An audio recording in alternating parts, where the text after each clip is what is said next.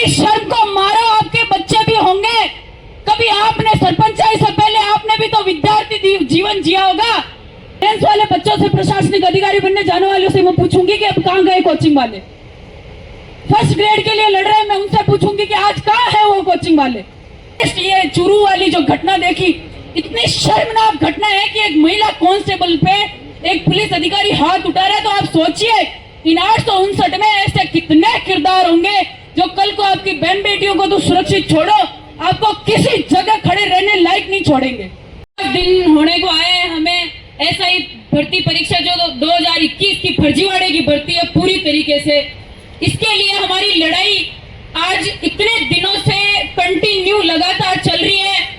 और इसके अंदर दुख इस बात का ये कि जितने भी हमारे साथी हैं, चाहे वो किसी भी भर्ती परीक्षा से जुड़े हो, आज RS मेंस की परीक्षा पोस्टपोन करवाने के लिए इतने सारे विद्यार्थी वहां बैठे हैं, कई फर्स्ट ग्रेड के लिए बैठे हैं।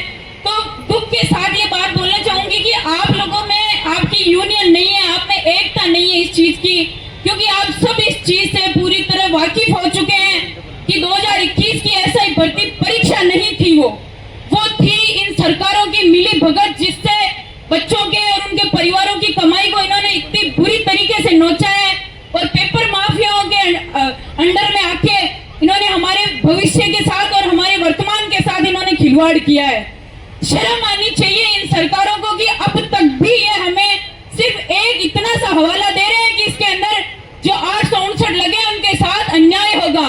तो मैं उन महोदय से यही पूछना चाहूंगी कि इस भर्ती के अंदर करीबन 6 से 7 लाख स्टूडेंट बैठे थे, जिसके अंदर कितने ऐसे स्टूडेंट होंगे जो इन पेपर माफियाओं ने बेची हुई भर्ती के अंदर कम नंबर लेके वो पहले ही स्टेज से बाहर हो गए थे। कितने ही ऐसे थे, 20,000 स्टूडेंट का सिलेक्शन पेपर पास हुआ था, उसके बाद वो फिजिकल में गए थे। क्या उन 20,000 के अंदर वो ईमानदार नहीं थे? क्या उनके परिवार सारे ही इतने सक्षम हैं कि वो उस चीज के लिए दुख नहीं जता रहे होंगे? क्या हमारे माँ बाप ने पैसा नहीं पाया? क्या हमारे माँ बाप ने हमारे लिए मेहनत नहीं करी? क्या हमारे पास इन चीजों के सवालों के जवाब उनके पास है? हमारे दुख का कारण वो बता सकते हैं?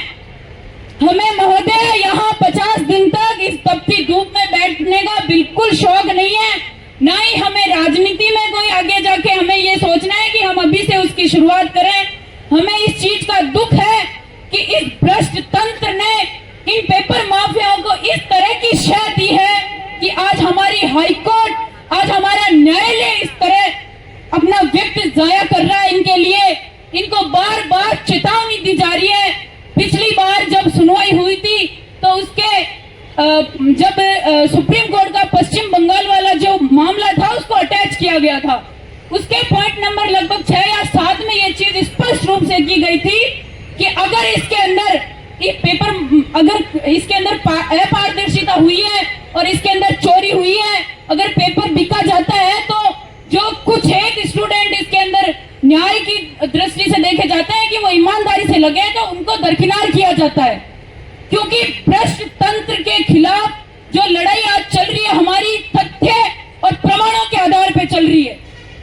शर्म आने की बात है इस सरकार को कि बच्चों को मानसिक और इतनी बुरी तरह शारीरिक प्रताड़ना दी जा रही है।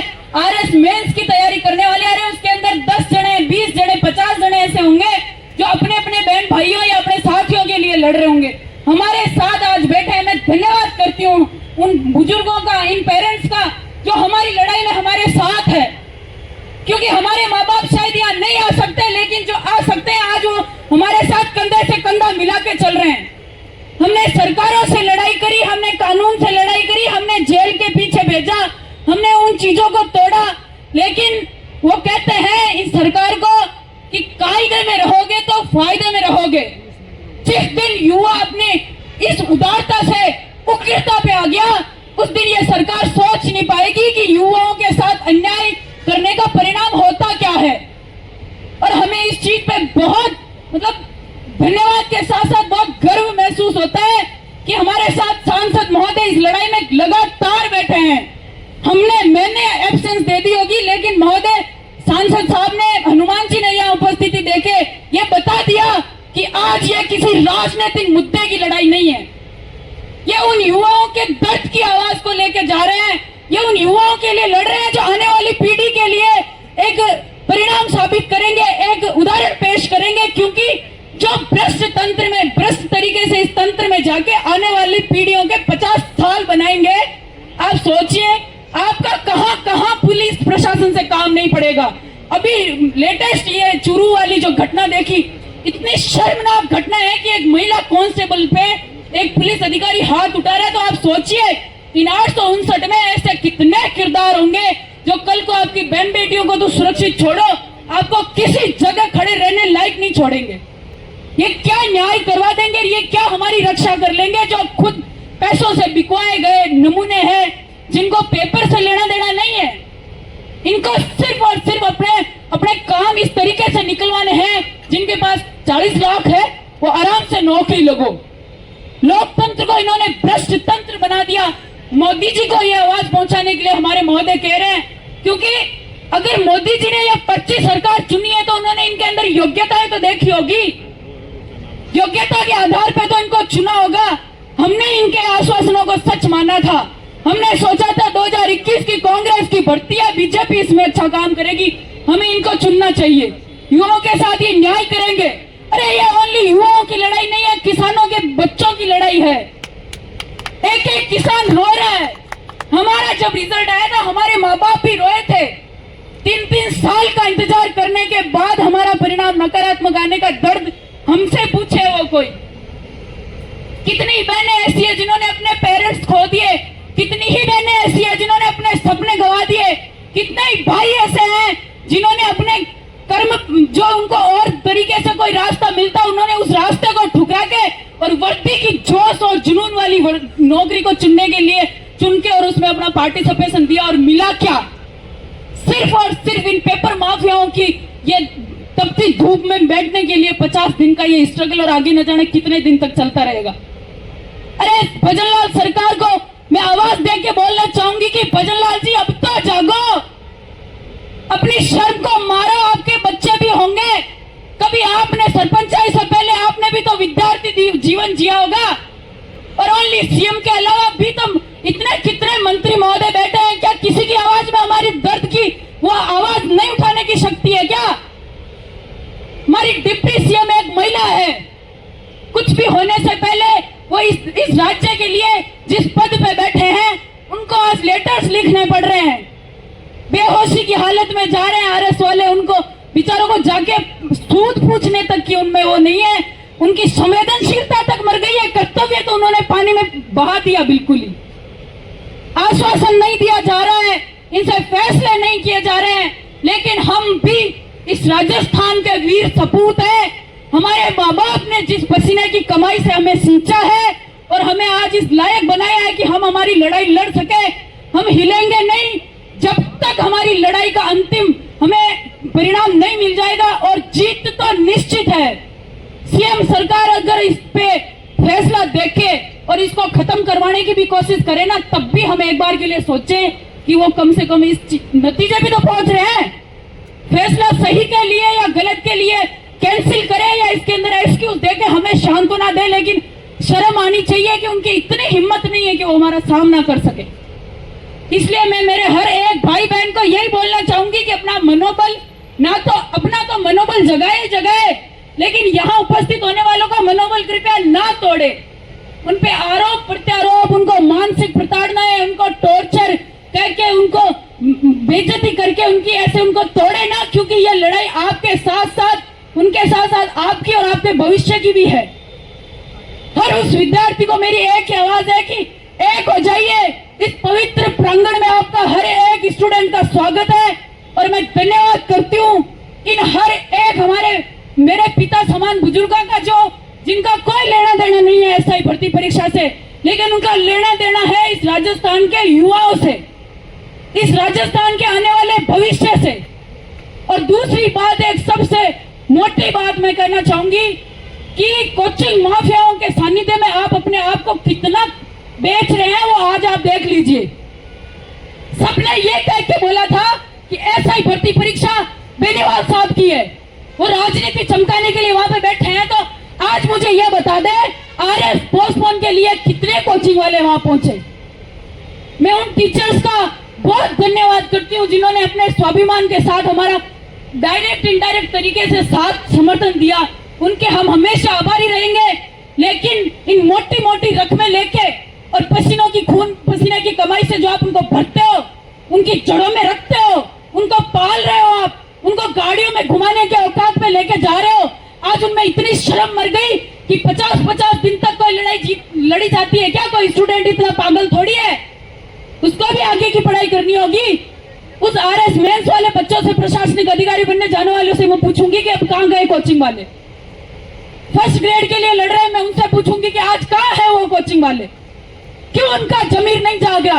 आप ही का पैसा है, आपने उनको बनाया, आपने उनको रोजगार दिया और आज आपके लिए एक आवाज नहीं उठा सकते हो।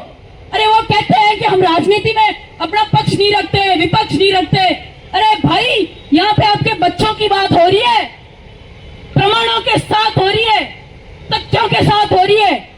माननीय हाईकोर्ट के हर एक जजमेंट का पेपर उठा के, पेज उठा के आप उसकी लाइनें पढ़िए, उसके अंदर क्या कहा गया है। क्या आप अब भी, आपको मैं ये क्वेश्चन करूंगी, अभी भी आपको किसी प्रमाण की जरूरत है क्या? अभी भी कोई साक्ष्य चाहिए? लेकिन कोई बात नहीं, इतना ही कहूंगी उन कोचिंग वालों से कि आपके गुरु कहलाने का कोई अधिकार नहीं है आपको। आपने बच्चों के लिए कोचिंगें नहीं खोली, आपने अपने पेट के लिए और अपने आप के लिए कोचिंगें खोली, जो हमारा दुर्भाग्य है बस, क्योंकि हम आपका कुछ नहीं बिगाड़ सकते। लेकिन युवाओं को तो मैं कह सकती हूँ कि अभी भी होश संभालो, अभी भी आप इस चीज को सोचो कि जब ऐसी लड़ाइयों में आपके साथ नहीं है तो वो आपका साथ दे ही नहीं सकते। इसलिए खुद को ही उतरना होगा, खुद को ही लड़ना होगा, एक हो जाओ। और मैं आह्वान करती हूँ, मैंने पहले भी 25 तारीख से पहले भी आपको यह बात बोली थी कि 25 तारीख बताएगी कि युवाओं की असंख्य संख्या जो एकत्रित होगी 25 को, वो बता देगी इस सरकार को भी और इस राजस्थान को भी। हर एक युवा को एक दूसरे को जगाओ, 1 से 1 11 बनते हैं, 1 से 1 2 बन के 1 से 1 11 भी बनते हैं। तो आपकी शक्ति आपके अंदर है, आपका मनोबल, आपकी जीत है। और बिना हारे जीता कौन है? यहाँ पे जब बैठे थे, जब हार या जीत का परिणाम डिसाइड करके, तो हम भी नहीं बैठे थे। लेकिन सत्य, देरी हो सकती है लेकिन सत्य हार नहीं सकता। और एक इसके पीछे सबसे बड़ी लाइन यही है कि अगर ये सच्चाई की लड़ाई नहीं होती तो 4 दिन में खत्म हो जाती। महोदय, भाइयों, 4 दिन भी नहीं बैठ पाते यहाँ पे, सत्य के साथ कोई नहीं लड़ पाया है। इसलिए लास्ट में मैं आप सबका बहुत बहुत धन्यवाद करके अपने शब्दों को विराम दूंगी और यही उम्मीद करती हूँ कि जितनी संख्या में आपने 25 तारीख को अपने बच्चों का मनोबल बढ़ाया और अपने साथियों का साथ दिया, हर स्टूडेंट को यही कहूंगी कि जब आगे जरूरत पड़े तो इस तरीके से उतरना कि जैसे जीवन का अंतिम दिन हो। वो आगे जीत होगी या हार होगी नहीं पता, लेकिन कंधे से कंधा मिलाकर लड़ना और इस भ्रष्ट सरकार को, इन भ्रष्ट पेपर माफियाओं को बता देना कि राजस्थान का युवा किसी से कमजोर नहीं है। और पूरे प्रदेश में ही नहीं, पूरे हिंदुस्तान में इसकी आवाज जाएगी कि एक लड़ाई ऐसी चली थी राजस्थान में, युवाओं ने अपने हक के लिए उतरे थे सड़कों पे और उस जीत को जीता था।